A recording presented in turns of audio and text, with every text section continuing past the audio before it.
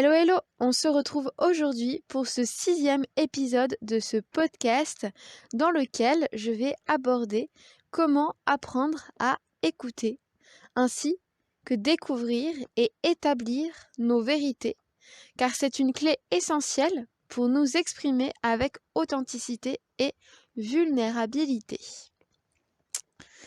Donc ce podcast, je le crée pour le lancement de Révèle-toi, donc à cette occasion-là, et les inscriptions sont jusqu'au 2 octobre. C'est parti! Donc, apprendre à écouter nos vérités, ça nous permet déjà de commencer par se libérer des anciens schémas. C'est-à-dire qu'il y a un moment dans notre vie où on a un schéma de pensée, ou des façons de faire que l'on répète de façon complètement inconsciente, et qu'on pense que c'est les seules façons de faire, parce que c'est ce qu'on nous a inculqué, parce que c'est ce qu'on nous a appris. Et quand on vient se poser les bonnes questions sur quelle est ma vérité, on peut être en capacité à modifier ces choses-là, ces schémas-là, pour pouvoir aller vers quelque chose de plus juste et plus aligné à nous. Et ce qui est intéressant, c'est que ces schémas, on peut les remplacer. Ça peut être des choses aussi. Donc il y a cette idée de déconstruire des croyances pour en mettre d'autres à la place, etc.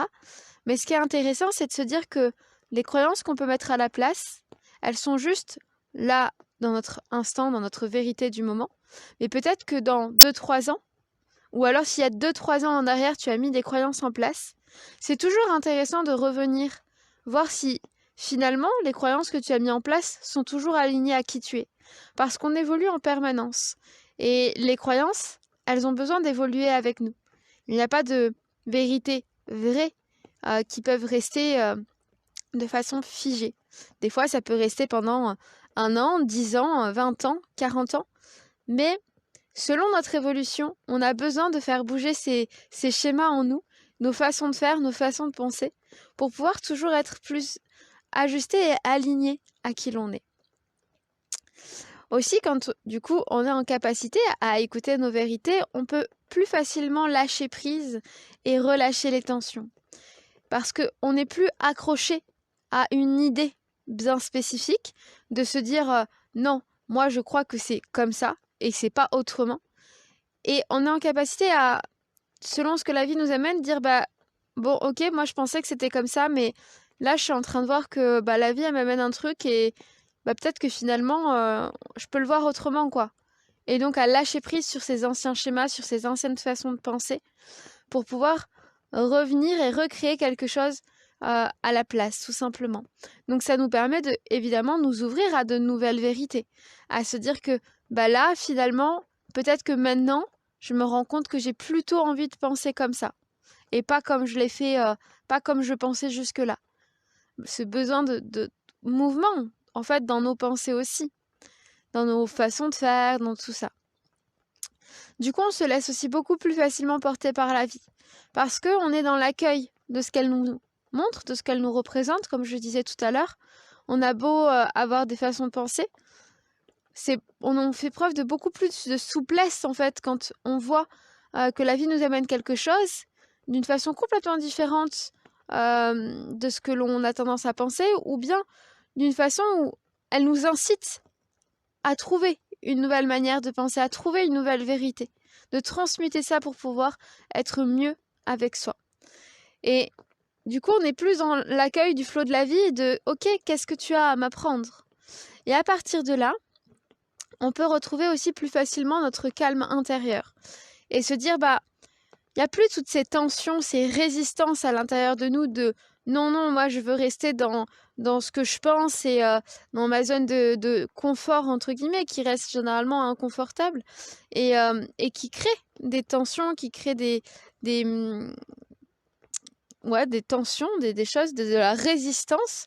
Et finalement, on est en capacité à lâcher ça, à dire ok, là la vie elle m'amène ça et je suis prête à m'adapter, en fait, l'adaptabilité, tout simplement. Puis ça nous permet aussi de dépasser nos peurs, notamment tout ce qui est en lien avec la parole, la communication, d'oser dire jusque-là, exprimer, en fait, simplement oser s'exprimer avec vulnérabilité, exprimer ce qu'il y a là au fond de nous, nos ressentis, nos pensées, notre vérité du moment.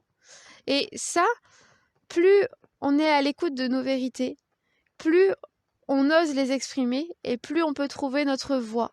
Notre voix, VOIX, celle qui parle, celle qui nous permet de nous exprimer et l'oser avec facilité, mais aussi notre voix VOIE, en fait, parce que plus on ose bouger nos schémas, nos façons de penser, nos façons de nous exprimer, de tout ça, plus on réactualise. Il y a une notion de réactualisation avec ce module-là, avec ces chakras-là et ces couleurs, le bleu et le turquoise, qui nous permet de venir en permanence réajuster qui l'on est pour que ce soit toujours de plus en plus aligné et donc par conséquent, notre voie, notre chemin s'aligne au fur et à mesure.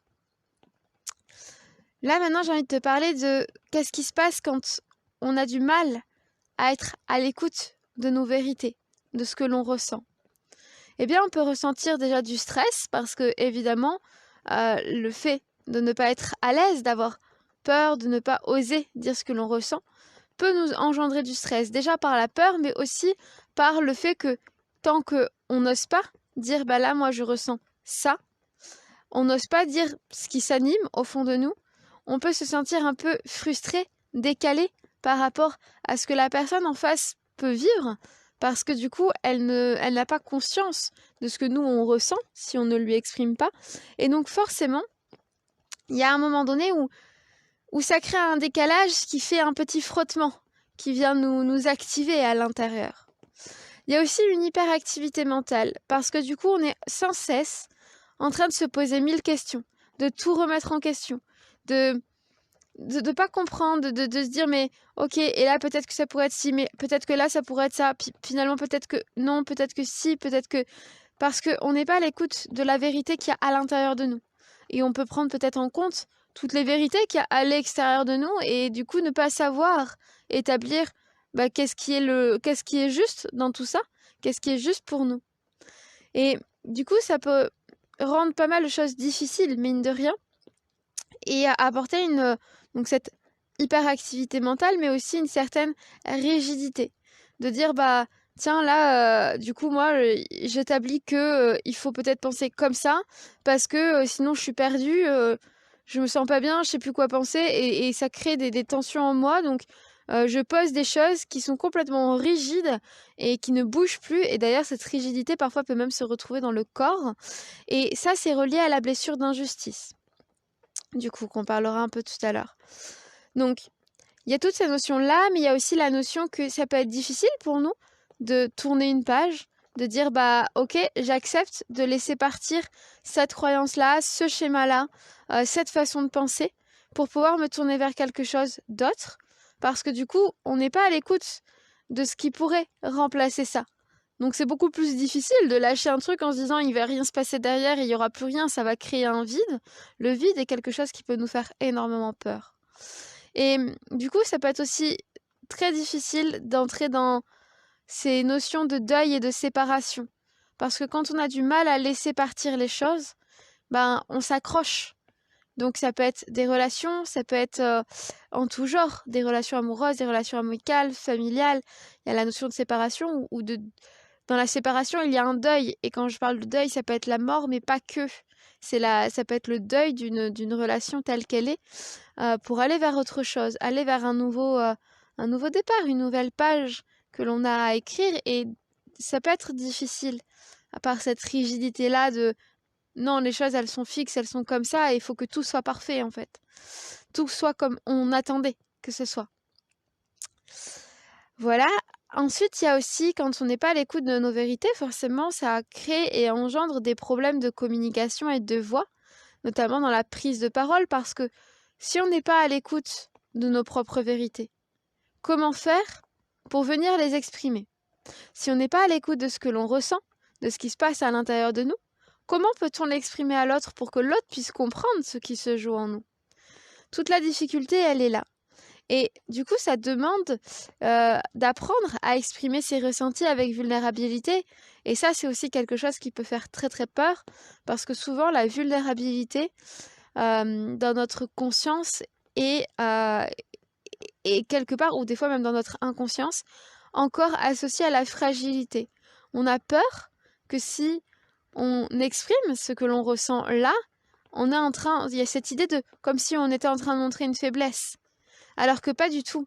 Parce que bien souvent, quand on exprime ce qu'il y a à l'intérieur de nous, c'est tellement, justement, profond que c'en est une force. C'est-à-dire que va exprimer à quelqu'un, dans une situation où la personne te met dans une position gênante, va exprimer à cette personne que là, ce que tu me dis, finalement, je trouve que c'est assez gênant. Assure-toi que la personne en face sera beaucoup plus gênée que ce qu'elle a voulu, inconsciemment ou consciemment, mettre comme gêne en toi à ce moment-là. Et c'est là que c'est toute une force. C'est de se dire que, en fait, quand on dénude de toutes nos couches, quand on ose se montrer à vulnérabilité, il n'a plus moyen de jouer avec nous. Parce qu'on est à nu, en fait. On ne peut pas nous déshabiller alors qu'on est déjà à nu quelque part. Il peut y avoir aussi du coup de la difficulté avec tout ce qui est autorité et hiérarchie, parce que comme je l'ai dit, il y a la blessure d'injustice qui vient un petit peu dans tout ça, et qui a une certaine rigidité, un besoin de contrôle sur soi.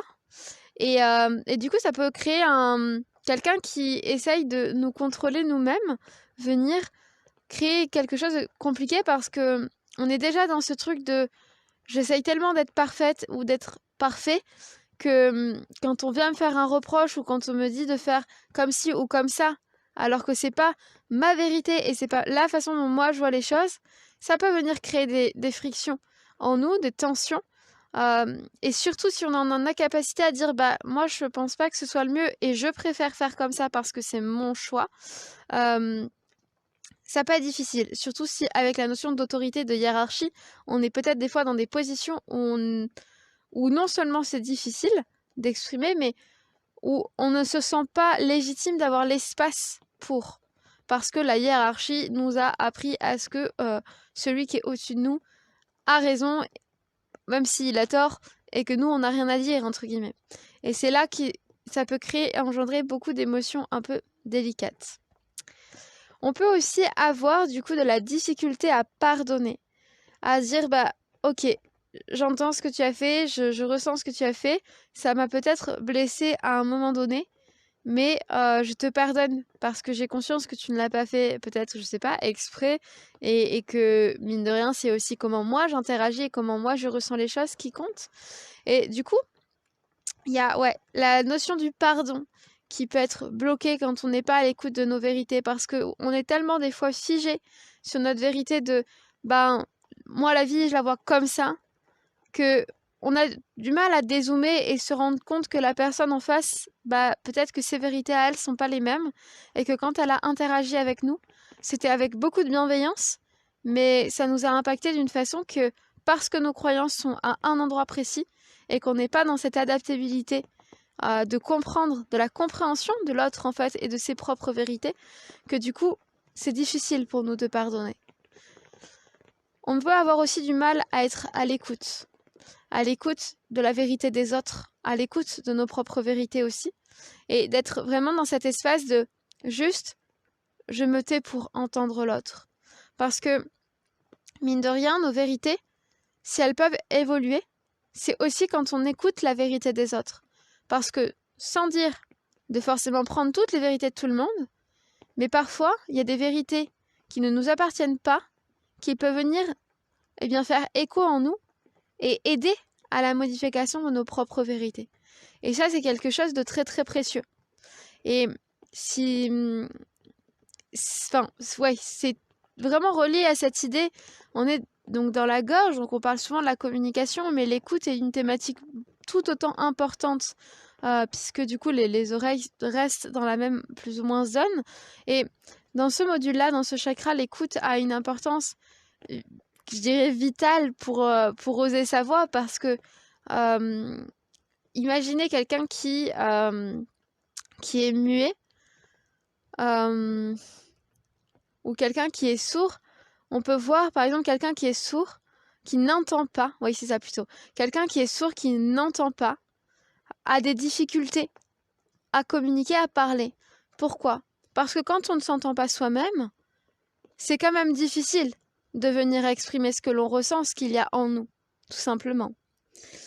Et du coup, ça devient difficile de trouver nos propres vérités, tout simplement. Donc du coup, tout ça, c'est pas fatal, évidemment, mais ça prend du temps, c'est un chemin. Et moi, ce chemin, par le module 6, du coup, de Révèle-toi, j'ai envie de t'inviter à explorer toute la zone, toute cette zone qui relie la gorge, donc à travers différents symboles qui représentent effectivement le chakra, à travers la couleur donc bleue et turquoise, à travers des pierres, des cristaux, des plantes, des huiles essentielles, de la méditation aussi, des rituels avec de l'introspection, des questions à se poser, aussi des tirages, du chant, de la danse, du mandala, du massage corporel et notamment aussi, donc comme je l'ai dit, la blessure d'injustice que l'on vient explorer. Les blessures, la façon dont je les amène dans chaque module, donc il y en a 5 modules sur 9 où on retrouve ces blessures-là, eh bien c'est vraiment une invitation à venir se poser des questions sur les différents comportements qui sont en lien avec cette blessure et à interagir uniquement avec ceux qui résonnent en nous sur le moment. C'est-à-dire que il y a plein de comportements dans lesquels on va se reconnaître, mais il y a des comportements dans lesquels on se sent bien avec, on ne les sent pas gênants. Et ça, c'est complètement OK. L'invitation, c'est vraiment de venir dire « OK, là, je sens que ce comportement-là, en ce moment, je le vis très très souvent. Et c'est quelque chose qui, pour moi, est frustrant ou qui est douloureux. Et donc, peut-être que ça vaut le coup de venir prendre conscience que c'est un lien avec cette blessure-là, pour pouvoir justement amener de l'amour dans cet espace-là.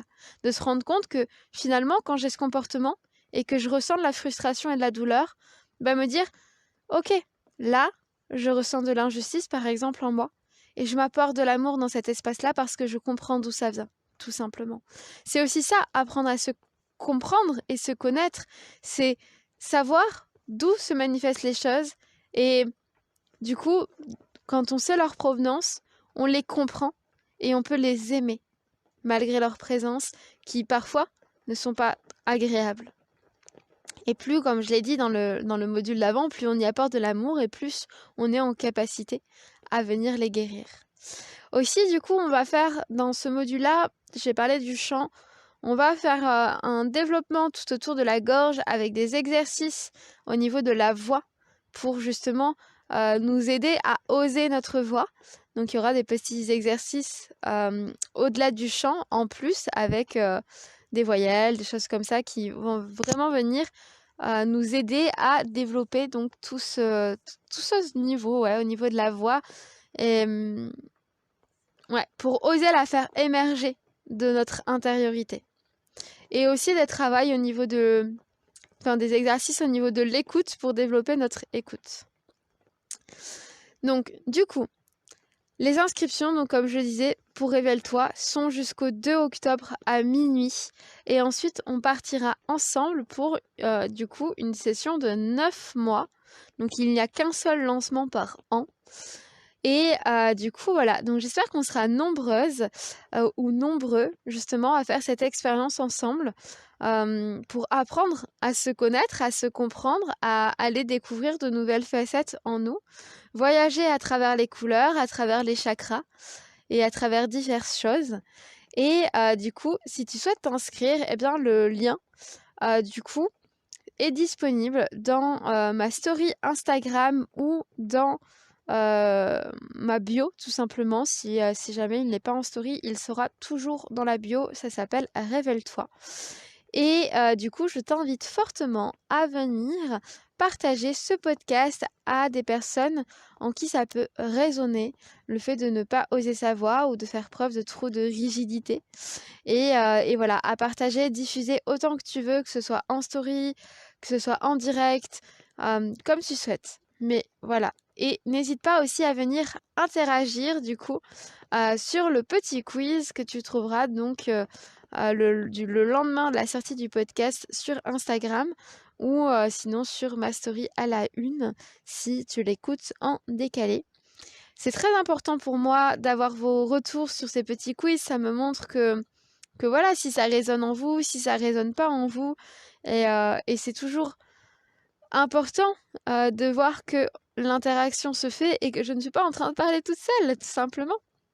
Voilà, donc gros bisous, plein d'amour et puis belle voix et belle communication à toi.